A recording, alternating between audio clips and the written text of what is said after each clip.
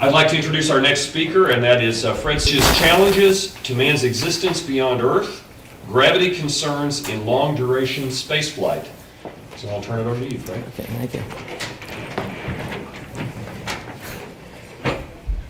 Okay, two things, I guess, to start with about this presentation is, number one, you're going to realize that this is probably a commercial advocating the previous speakers. Can you change the aspect ratio? Okay. The previous speakers'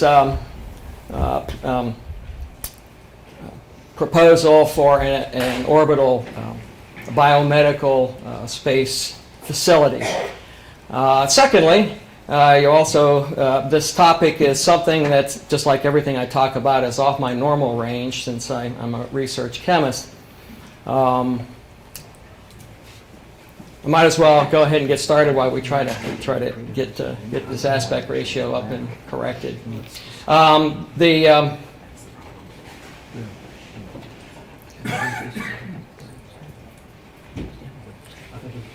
Just gonna have to live with that? Can't change it? Not that a lot of fluid. Okay. Yeah, it's not a widescreen.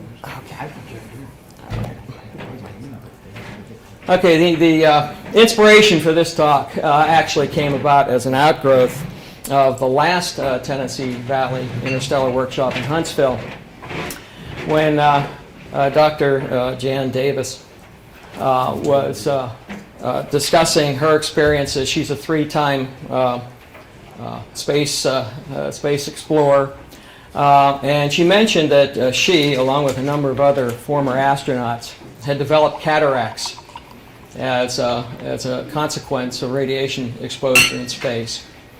And that led me to think about the delicacy of the human animal and the out of the ordinary condition that outer space actually brings to the explorer.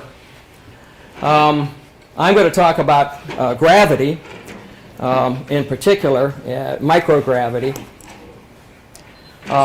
Gravity is the weakest of the fundamental forces of nature.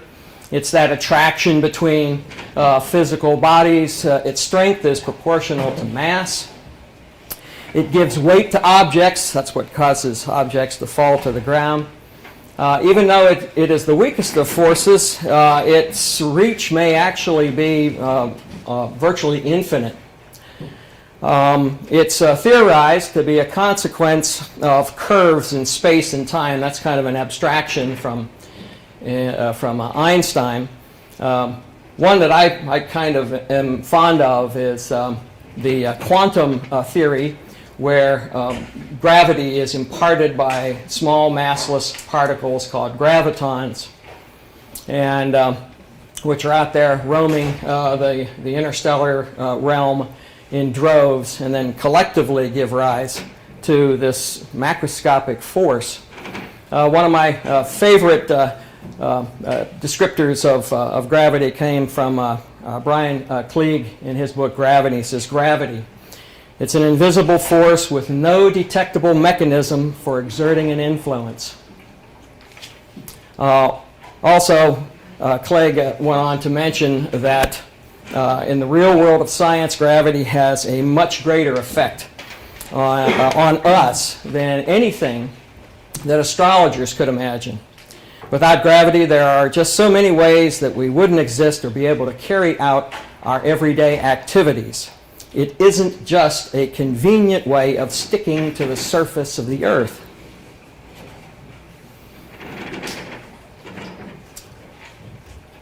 We, along with everything else that inhabits this world, are the products of 3 billion years of evolution, including a little over 500 million years, which is the advent of, since the time of the advent of animal life. In every step of the way of that path, that evolutionary path, every step of the way there has been one constant. And that constant is gravity.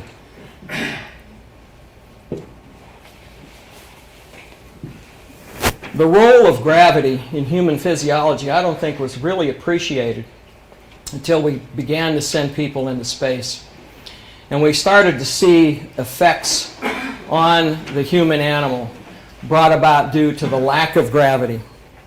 Gravity-related biological processes extend all the way from the intracellular to the tissue to the organ and to the overall animal, overall human being.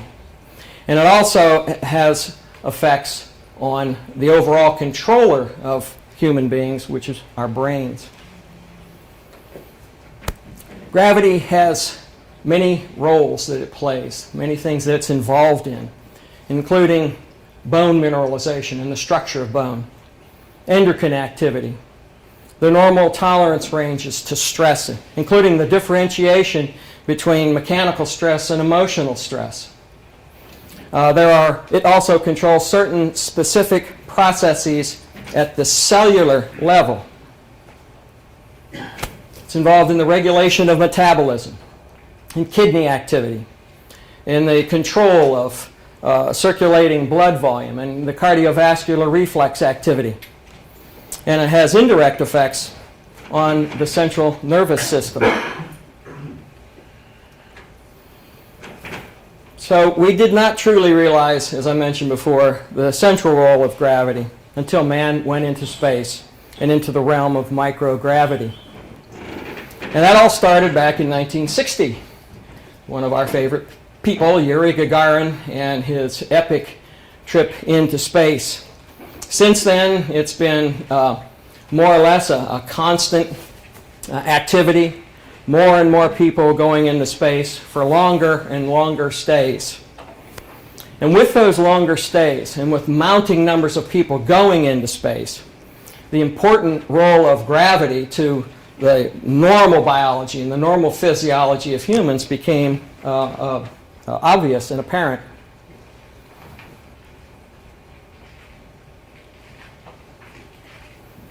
So with increasing low G residence times, numerous human physiological issues have become glaringly apparent. That's all the various space stations that we've managed to put up. The Chinese station in the center, Mir and Skylab, and down here, of course, we have the International. Now, what I'm going to talk about, you have to consider that this is kind of like an overall averaging of effects. There are differences between people. There are differences between gender as far as these effects are concerned. Also, they also have a dependency on your physiological conditioning going into a trip into space. And there are undoubtedly other aspects involved as well. In microgravity, bone, especially that which is normally load-bearing, begins to break down, and it leads to the embrittlement of the bone. Astronauts can lose as much bone in a single month as a menopausal woman would lose in a year. And so you can start to understand long-duration trips. It would bode quite ill for the individuals, especially when they return to the realm of gravity. When we look at the various parts of the human skeletal makeup, the degree of demineralization corresponds to those portions of the skeleton that bear the most weight. The feet, the lower legs, and the head. Well, the feet lose the least amount.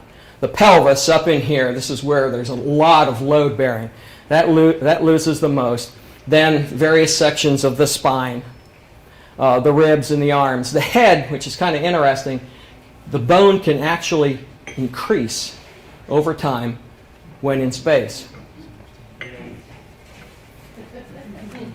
I don't know what that says. We could probably make up a few things. But with the loss of bone, there appears in the body various salts of calcium. calcium oxalate and calcium phosphate. It's released into the body. There is some degree of dehydration, which we'll talk about a little later on, that also occurs, has to do with the fluid shifts. Regardless, with a decrease in fluid levels and increase in these calcium salts, it can lead to kidney stone formation. And there has been kidney stone formation, I think, in about a dozen astronauts and cosmonauts combined so far, ostensibly as an outgrowth of their trips into orbit. A second element is muscle atrophy. Extended periods in microgravity results in a weakening and also a substantial loss of human postural muscles. Muscle mass has been seen to decrease to about 70% of pre-flight in 270 days on orbit. While muscle power is seen to decrease even more, it goes down to about 45% of pre-flight in over a period of about 6 months on orbit. Robert Hampson mentioned the fluid shifts. In microgravity, the astronaut no longer experiences the downward pull of gravity. And so body fluids, because of the way the circulation system and such is geared to work against a pull of gravity, you see an increase in fluids in the upper portion of the body, thoracic and up into the face, neck, and head. What do they call it? The bubble head and bird legs. That's aspect of astronaut experience. The body fluids, both interstitial and vascular, will move into the upper portion of the body. Those fluid shifts can also induce hypertensive condition in the head. And that affects eye architecture, the retinal nerve, and ultimately it affects vision itself. Notice over on the left side the flattening here of the back of the eye. And that flattening, the MRI was taken after the astronaut had returned to Earth, so it was some days afterwards. So the effect sticks with them for a while. Those fluid shifts, also as Robert mentioned, involves also the shift of venous blood. So the body compensates for it by decreasing blood volume. In part, that also is involved in the loss of water. And then the body stops making red blood cells, and so you get a decrease in the number of red blood cells in the body. Astronauts have actually been seen to lose up to 25% of their pre-flight blood volume after being on orbit for some period of time. There's also a deconditioning seen in the heart muscle. They actually see a decrease in size of the heart itself in some of those that have taken flights. And ever since even the Mercury program, and we can't see it because of the aspect ratio of this projector, but from a Mercury all the way through the space shuttle, as far as the American program is concerned, there have been heart rhythm issues seen with some astronauts over all of those programs. During flight, EVA, and even after return to Earth, there still have been seen rhythm issues. Again, with fluid shifts, and also as an outgrowth of the low gravity, the microgravity, one thing that is seen is a buildup of fluid in between the vertebrae. And in fact, an astronaut the spine can actually lengthen more than 7 centimeters over the course of a flight. So you have a stretched out spine and this isn't the way the spine is constructed for its best efficiency. So you can have issues then upon reentry. Okay, and during that high dynamic load with a back where the vertebra have a greater distance, the muscles have atrophied. There's a lot of potential there for injury. There are numerous additional issues that I'm not going to really cover in any kind of detail, but there's the sensory motor deconditioning. There have been seen negative effects in cell cycle, the inner ear imbalance, which Robert Hampson referred to. There have been seen dramatic alterations in the immune system, inability to deal with infections, and also reawakening of dormant viruses, latent viruses that are carried in the body. There's a reduction of aerobic capacity, and also there's something that Robert was very keen on trying to understand, and that is the influence, the weightlessness and its influence on cognition. There have been some experiments that show mental imaging abilities may be impaired due to the microgravity environment.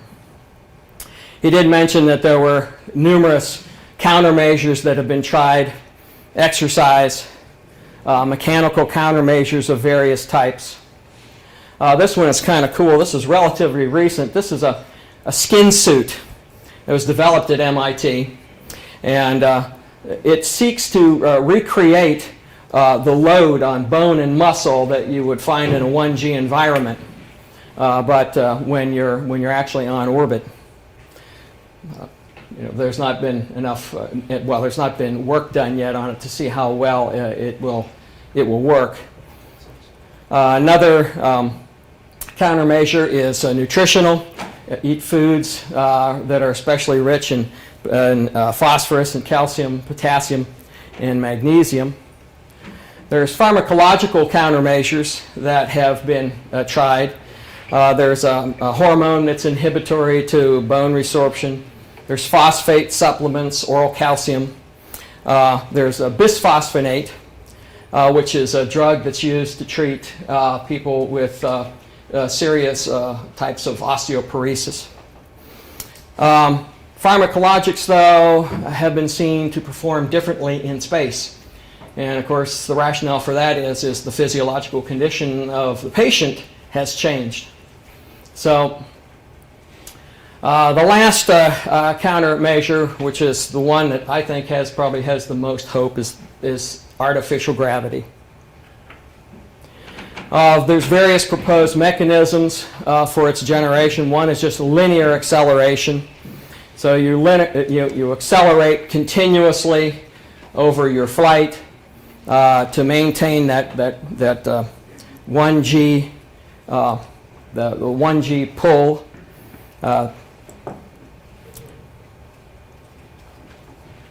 Rotation, which that's centrifuge-like circular motion, where centripetal force serves as a stand-in for gravity.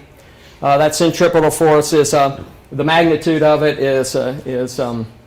it corresponds to the radius of the circular motion, and then the angular velocity.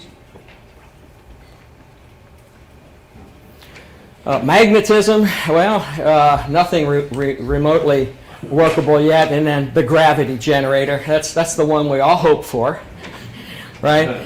It's possible, if we could gain an understanding of quantum gravity, and if it was actually the way things work, that we could actually learn how to maybe artificially make gravitons in a local field, and we can have a spaceship just like a Hollywood soundstage. There are actually experiments underway. This is the fruit fly lab. That's I don't know if it's made it to the ISS yet or not. It was scheduled to go up sometime in this general time frame, but I'm not really certain. What we have is fruit flies in a box. they get put in this carousel. It goes on a centrifuge and spins. And what they're going to do is impart a 1g gravity to the flies in that centrifuge. At the same time, they'll have identical fruit flies in the 0g, or in the microgravity environment of the station. And they'll be making biochemical comparisons of the two populations, and just to try to get an understanding of the influence of the artificial gravity on the fruit fly. Some time ago, back in the early 60s, there were actually what I call spinning room experiments to try to get an understanding of where the comfort zone was, and that's what some of the questions were about in the previous talk about the inner ear. How fast can you be spun around and still maintain balance, not feel uncomfortable, nauseous, etc.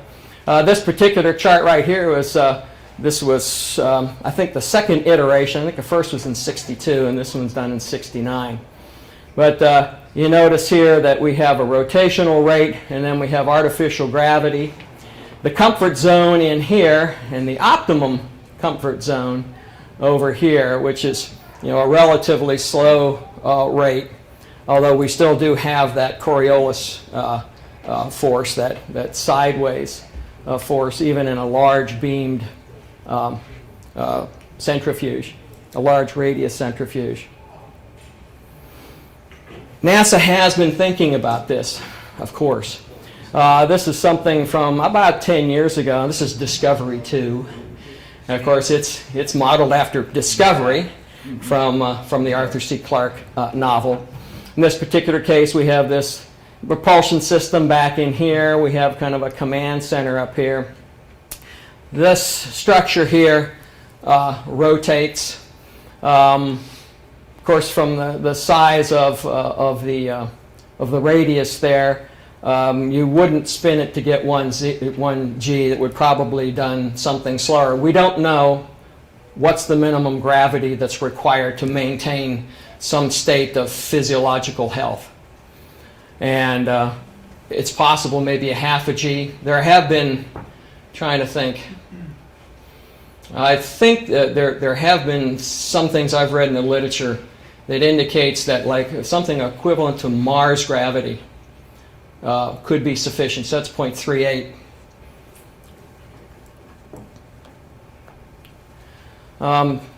This is Nautilus X. This is the non-atmospheric universal transport intended for lengthy U.S. exploration. Nautilus X. This particular configuration here, again, it's a centrifuge-like device. This is the configuration that is proposed by its developers for testing it on the ISS. So this module here plugs into the main beam of ISS, which is running into the wall relative to me. Again, anything that spins like this, we have joints that you have to be concerned about. You realize if you're on an interplanetary or a very deep space mission, bearings, contact areas, and such would be something that you would have to worry about probably constantly. Here's the Nautilus X kind of configured into something that would be anomaly for an interplanetary mission. And then as far as NASA is concerned, I've read some studies where they're thinking that the nominal design would be 1G. The rotation level, again, for comfort, they're looking at 4 RPM at the most. And that would mean that you would have to have a rotational radius of 56 meters. This is it's kind of like Robert's cans on a string, but this particular thing is what they call a fire baton. You have energy production and propulsion on one end. You have a crew area on the other end. It spins right here on this axis, and you can imagine this moving through space, spinning like this as you go. Again, the crew module concept, one thing I found found interesting was a wall of water storage in tanks around you. And of course, hydrogenous materials are kind of important when it comes to absorbing, for instance, high energy neutrons. Anyway, it's radiation shielding for the astronauts. So I'm going to wrap up here by basically saying that there's voluminous literature in the biomedical area about the effects of microgravity on humans. But we really don't have, when you look here, here's the amount of information we have due just sheer individuals. And it tapers off as we get into longer and longer missions. We go out here to 14 months, and that's probably about 1 or 2 people that have actually been on orbit that long. Mars missions may last up to 30 months.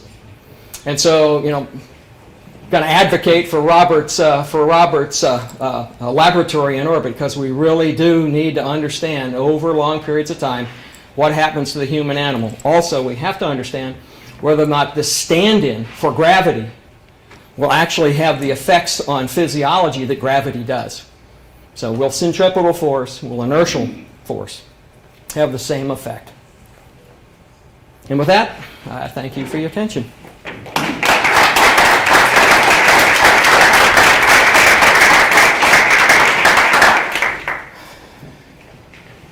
On your slide where you're talking about supplementing with potassium and mineral supplements like that, have you looked at the effects of stuff like hyperkalemia?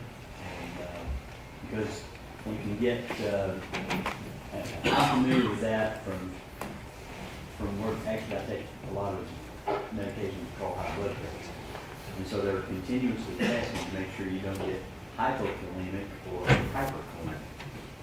And it seems to me that if you started supplementing heavily with those minerals, that you could push the balance to the hyper end.